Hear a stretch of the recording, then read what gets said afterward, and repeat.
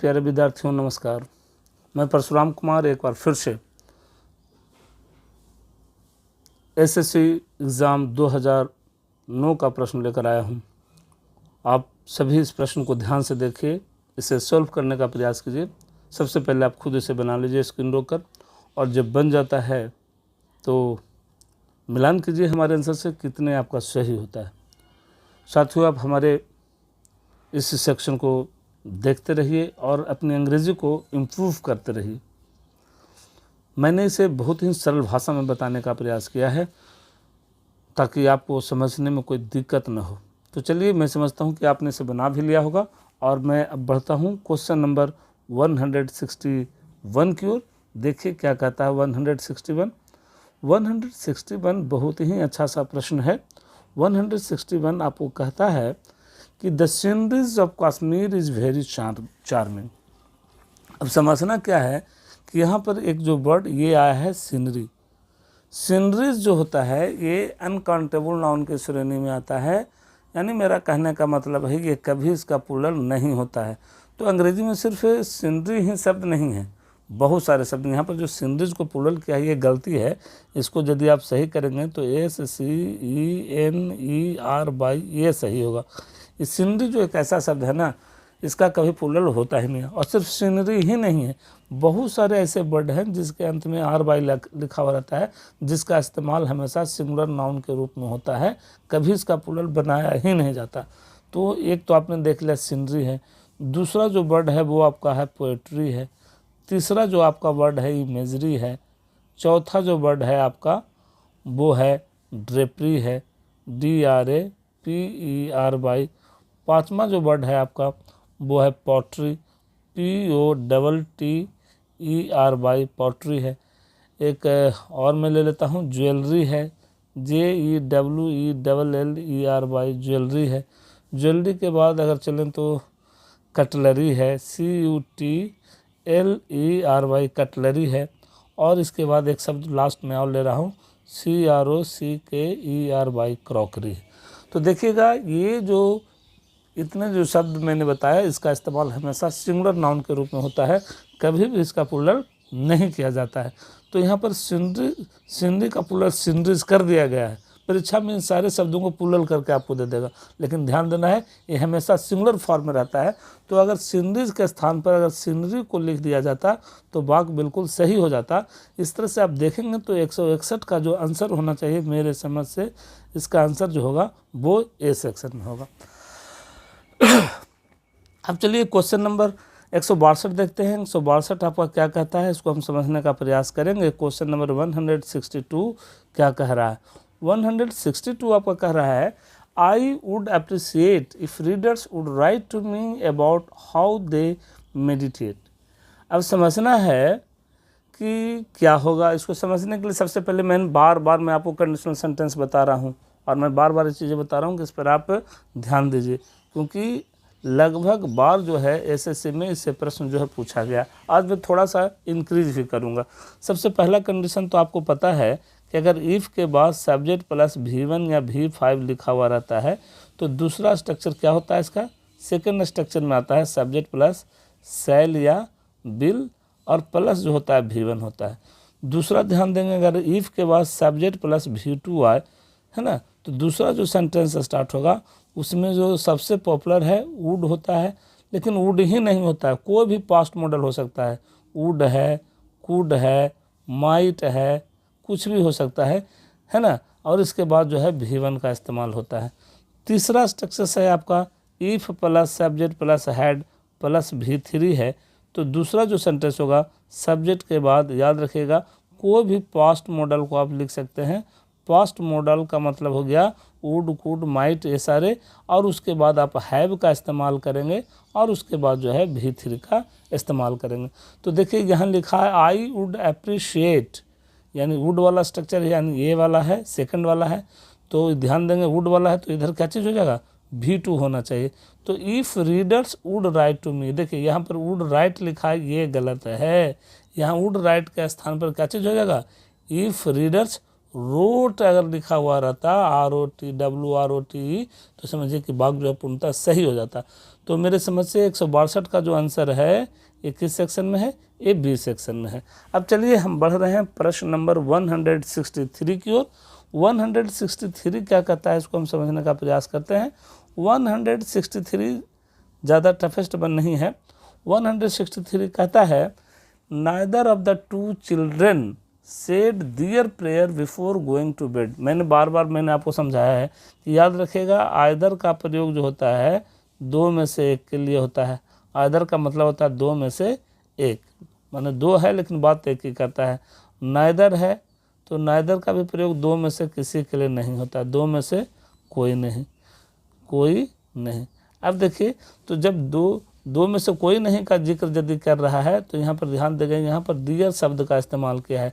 Either और neither के बाद यदि पॉजेसिव एडजेक्टिव को रखना हो, है ना, आइदर ऑफ और नाइदर ऑफ, ये याद रखेंगे, आइदर ऑफ और नाइदर ऑफ, ये दो के बाद अगर आपको पॉजेसिव एडजेक्टिव रखना हो तो हर हालत में हिज या हर या इट्स होता है। सिचुएशन को देखते हुए अगर लड़का का बात रहेगा तो हिज होगा, लड़की का बात रहेगा तो हर होगा, कोई निर्जीव चीज रहेगा तो इट्स होगा। और इसके अलावा परीक्षा में क्या करता है, ये वाला तो सही होता है लेकिन परीक्षा में क्या करेगा, ये दियर लिख करके दे देता है, ये गलत है। तो दियर के स्थान पर आप देखेंगे हिज हर और इट्स होना चाहिए। तो यहाँ पर लड़कों की बात है, छोटे छोटे बच्चों की बात है, तो यहाँ पर दियर के स्थान पर हिज का इस्तेमाल होगा। तो 163 का जो आंसर हो जाएगा मेरे समझ से वो बी सेक्शन में होगा। तो चलिए मैं समझता हूँ कि क्वेश्चन नंबर 163 आपको समझ में आ गया होगा। अब मैं बढ़ रहा हूँ क्वेश्चन नंबर 164 की ओर। 164 क्या कहता है, इसको समझने का प्रयास करेंगे। कहता है I sat down opposite him, माने दो लोग थे एक दूसरे के सामने बैठ गए, है ना, and produce the packet of cigarette. और देखिए प्रोड्यूस का मतलब यहाँ देखिए वर्ड का खेला है। प्रोड्यूस का मतलब होता है उत्पन्न करना, प्रोड्यूस का मतलब होता है उत्पन्न करना। अब देखिए तो प्रोड्यूस तो करेगा नहीं, उत्पन्न करना भी होता है, प्रस्तुत करना भी होता है ना। प्रोड्यूस का मतलब उत्पन्न करना या प्रस्तुत करना होता है। इसके अलावा अगर आप चाहें तो एक आध हिंदी और लिख सकते हैं, पैदा करना भी लिख सकते हैं, है ना। तो ये प्रोड्यूस का मतलब हो गया। अब देखिए अब कहता है produce the packet of cigarette, तो ये लोग तो पैदा किया नहीं, ये लोग क्या क्या सिगरेट को, जैसे दोस्त लोग जब बैठ जाते हैं आमने सामने तो क्या करते हैं, सिगरेट के पैकेट को आगे बढ़ाते हैं। तो बढ़ाना, सिगरेट के पैकेट को आगे बढ़ाने के लिए प्रोड्यूस वर्ब का प्रयोग नहीं होता है, इसके स्थान पर ऑफर शब्द का प्रयोग होता है। ऑफर का मतलब होता है बढ़ा, सिगरेट का यहाँ हो जाएगा offered the packet of cigarette, है ना। यहाँ पर ऑफर प्रोड्यूस के स्थान पर ऑफर्ड होगा। Offered the packet of cigarette, offered the packet of cigarette, ठीक है, offered the packet of cigarettes. अब देखिएगा यहाँ पर एक चीज़, हाँ सिगरेट, तो क्या हुआ कि सिगरेट के पैकेट को आगे बढ़ाना, इसका ऑफर का मतलब होता है। तो यहाँ पर offer the packet of cigarette होना चाहिए, जबकि यहाँ पर produced the packet of cigarette लिखा हो। तो यहाँ पर आप देखेंगे 164 का जो आंसर होना चाहिए मेरे समझ से बी में होना चाहिए, क्योंकि यहाँ पैदा नहीं कर रहा है, सिगरेट के पैकेट को आगे बढ़ा रहा है। तो मैं समझता हूँ कि 164 आपको समझ में आ गया 164। अब मैं बढ़ रहा हूँ 165 की ओर।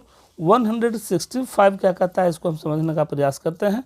165 कहता है दिस हैपेंड, देखिएगा this happened just exactly 5 years ago, याद रखेंगे जस्ट और एग्जैक्टली, जस्ट और एग्जैक्टली का प्रयोग EXACTLY, ये दोनों का प्रयोग कभी भी जो है एक साथ नहीं होता है, ये दोनों में से किसी एक का प्रयोग होगा। या तो आप जस्ट का प्रयोग कीजिए या तो एग्जैक्टली का प्रयोग कीजिए। ये slang and superficial expression chapter एक होता है इंग्लिश ग्रामर का, उसमें इसका जिक्र जो आपको मिलेगा, है ना। जैसे लिख देते हैं कजिन ब्रदर्स, ये गलत है। कजिन ब्रदर्स का शुद्ध रूप जो होता है वो कजिन होता है। ठीक उसी तरह से जस्ट एग्जैक्टली का शुद्ध रूप या तो जस्ट होगा या तो एग्जैक्टली होगा, दोनों में से किसी एक का इस्तेमाल करेंगे। तो 165 का जो आंसर होगा वो मेरे समझ से बी सेक्शन में होना चाहिए, दोनों में से किसी एक को रखेंगे। तो मैं समझता हूँ कि 165 नंबर का क्वेश्चन 165 आपको बिल्कुल अच्छी तरह से समझ में आ गया होगा। अब मैं बढ़ रहा हूँ क्वेश्चन नंबर 166 की ओर। 166 क्या कहता है, इसको हम समझने का प्रयास करते हैं। कहता है Ramesh smiled when he was remembering his hard early years. समझिए कितना अच्छा अच्छा चीज़ लिखा है। याद रखेंगे कि अंग्रेजी में बहुत सारे शब्द ऐसे हैं जिनका प्रयोग कभी भी कंटिन्यूअस टेंस में नहीं होता, जिसमें कुछ शब्द मैं आपको यहाँ पर मैं बता रहा हूँ। सबसे पहला शब्द तो आपको यही देख लें, रिमेंबर है, रिमेंबर के बाद लव है, लव के बाद हेट है, हेट के बाद सी है ना। तो रिमेंबर, लव, हेट, सी, फैंसी भी होता है, कल्पना करना, है ना। इमेजिन है, इमेजिन है, के नो डब्लू नो है। तो इन सारे शब्दों का प्रयोग कभी भी कंटिन्यूअस टेंस में नहीं होता है, और अगर कंटिन्यूअस टेंस में हुआ रहे तो इसको या तो इसको हम हमेशा किस टेंस में बदल देते हैं, इसको हम इंडेफिनिट टेंस में बदल देते हैं। तो ही वाज रिमेम्बरिंग पास्ट में है तो पास्ट में है तो इसको हम पास्ट इंडेफिनिट में बदलेंगे। अगर प्रेजेंट कंटिन्यूअस में रहता तो प्रेजेंट इंडेफिनिट में। तो ये पास्ट कंटिन्यूअस में है तो इसको हम पास्ट इंडेफिनिट में बदलेंगे। तो ही वाज रिमेम्बरिंग के स्थान पर ही रिमेंबर्ड, MEMBERED, रिमेंबर्ड, ही रिमेंबर्ड होगा। तो आप देखेंगे 166 का इस तरह से अगर आंसर आप देखते हैं, है ना, तो इसका आंसर मेरे समझ से ए होना चाहिए, है ना। Ramesh smiled when he was नहीं, he remembered his early years and his long road to success. तो मैं समझता हूँ कि 166 आप समझ गए होंगे। क्वेश्चन नंबर 167 की ओर मैं बढ़ रहा हूँ। 167 क्या कहता है, इसको हम समझने का प्रयास करते हैं। 167 कहता है गॉड हेवंस, देखिएगा भगवान, हाउ सी हैज़, कैसे वो इतना बड़ा हो गया। अब देखिएगा यहाँ पर एक्सक्लेमेटरी सेंटेंस है, तो एक्सक्लेमेटरी सेंटेंस में याद रखेंगे कि हाउ अगर लिखा रहता है और सेंटेंस जो है एक्सक्लेमेटरी रहे, इस तरह का चिन्ह दिया हो रहे, तो इसके बाद सब्जेक्ट, सब्जेक्ट के बाद एक्जुलरी वर्ब, है ना, सब्जेक्ट के बाद एक्जुलरी वर्ब, और इसके बाद जो है मेन वर्ब का इस्तेमाल होता है। तो हाउ हैज़ सी ग्रोन अगर लिखा तो यहाँ पर प्रश्नवाचक चिन्ह होना चाहिए था, लेकिन चिन्ह इसने किसका इस्तेमाल किया है, एक्सक्लेमेटरी सेंटेंस का इस्तेमाल किया है। तो यहाँ पर इसका सही आंसर हो जाएगा हाउ सी हैज़ ग्रोन। अगर ये लिखा हुआ रहता तो वाक्य बिल्कुल सही हो जाता है। तो इस तरह से आप देखेंगे तो मेरे समझ से इसका जो आंसर है वो आंसर बी सेक्शन में होनी चाहिए। तो 167 आप बखूबी समझ गए होंगे। अब मैं बढ़ रहा हूँ 168 की ओर।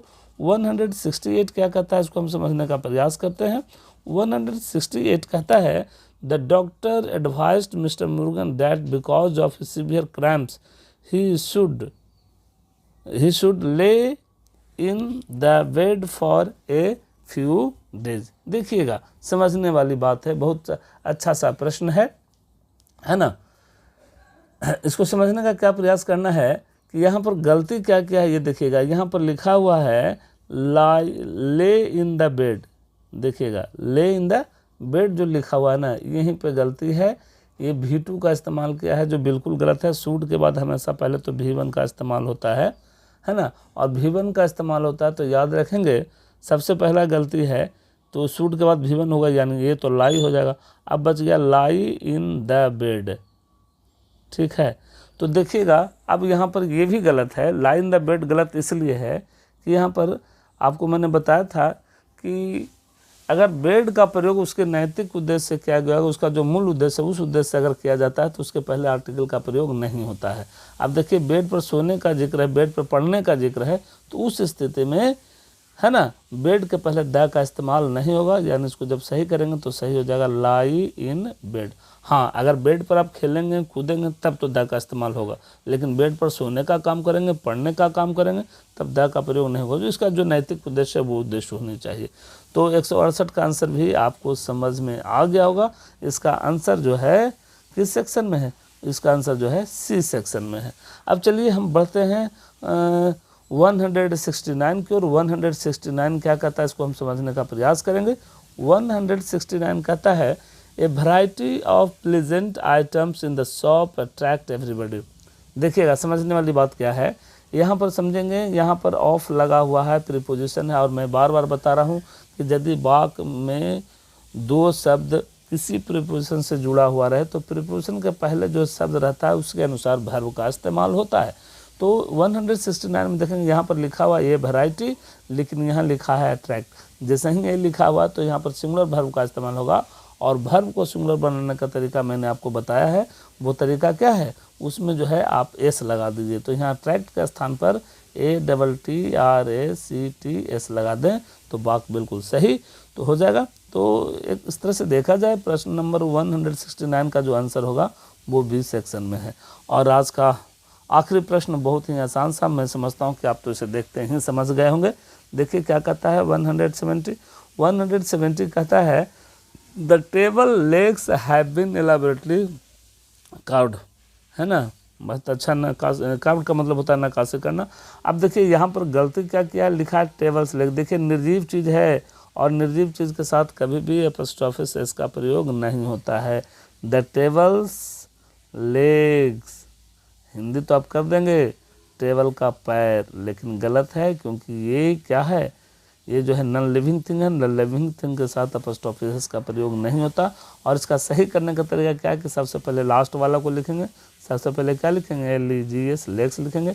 एस को जो है ऑफ में बदलेंगे और ऑफ में बदलने के बाद इसको हम लिख देंगे द टेबल। इस तरह से लिखेंगे तो वाक्य बिल्कुल सही। तो 170 का जो आंसर होगा मेरे समझ से या होना ही चाहिए, यानी इसका आंसर जो है ए होगा। तो मेरे प्यारे विद्यार्थियों आज के लिए बस इतना ही। आप हमें अगर फेसबुक पेज पर देख रहे हैं तो लाइक करना ना भूलें और हमारे इस चैनल को अपने दोस्तों के साथ शेयर ज़रूर से ज़रूर करें। आज के लिए बस इतना ही। गुड बाय, टेक केयर, नमस्कार।